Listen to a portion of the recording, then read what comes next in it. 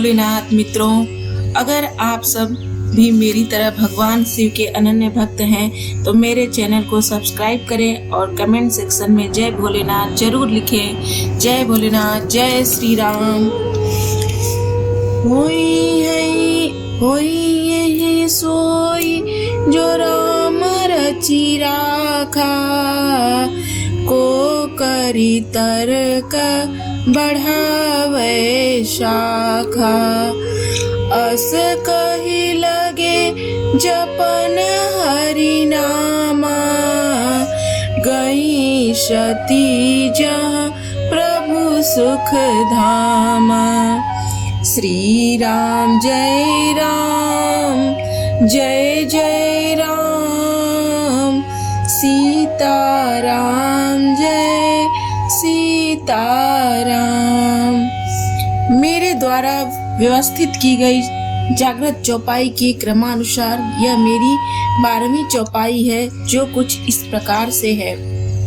देखिए, एक बार की बात है, महादेव जी श्री रामचंद्र जी के दर्शन को आए और पास जाकर हाल चाल न पूछकर बल्कि जय सच्चिदानंद कहकर अभिवादन किए। यह देख देवी सती पार्वती जी भी शिव जी के साथ थी।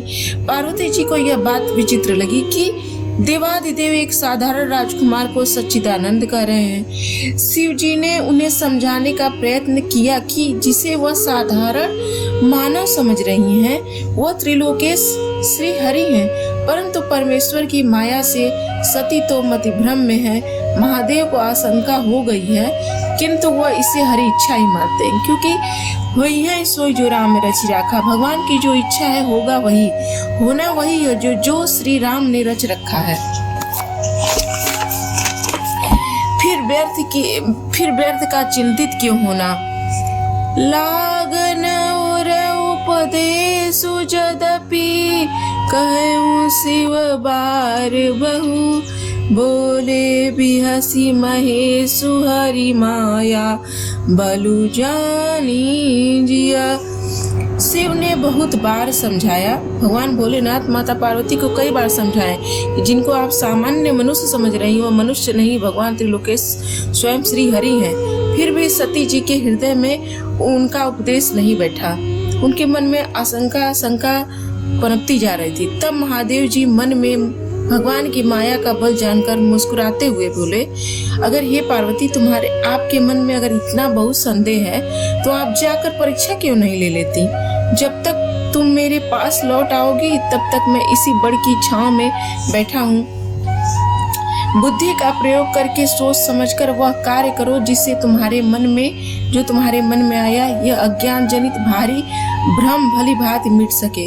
शिव जी की आज्ञा पाकर पार्वती जी चली और मन में सोचने लगी कि आखिर कैसे परीक्षा लूं जिससे मेरी शंका का समाधान हो।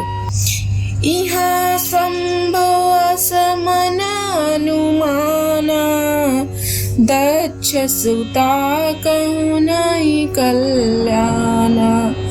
मोरेहु कहन संशय जाहि, विधि विपरीत भलाई नाही।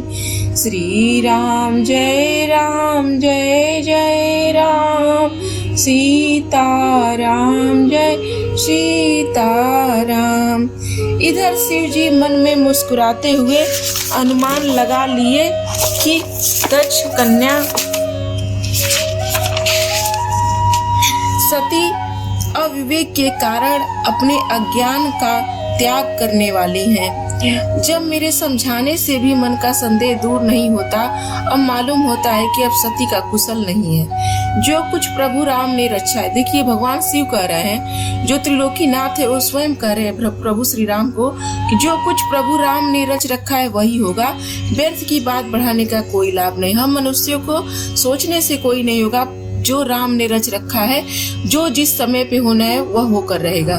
मन में ऐसा सोचकर शिव जी भगवान श्री हरि का नाम जपने लगे और सती जी वहां गई जहाँ सुख के धाम प्रभु श्री राम थे। पुनि पुनि हृदय विचारु करी, धरि सीता कर रूप। आगे होई चली पंथ तेही, जेहि आवत नर भूप।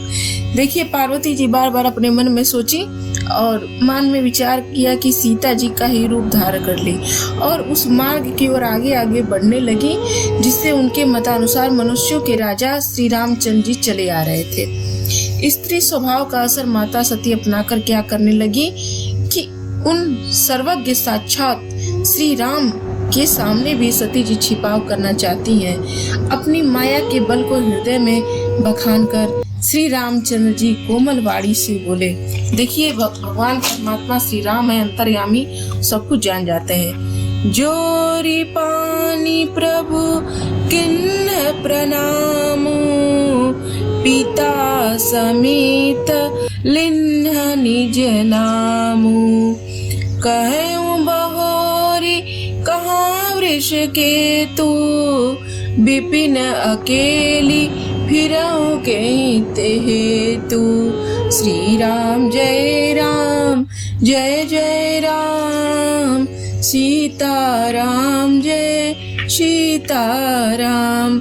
सती जी को देखते ही प्रभु श्री राम हाथ जोड़कर पहले सती जी को प्रणाम किए और पिता सहित अपना नाम बताए। देखिए भगवान राम की बुद्धिमानी कि वो अपना नाम पिता सहित बताए कि मैं दशरथ पुत्र दशरथ नंदन भगवान श्री राम दशरथ नंदन श्री राम हूँ।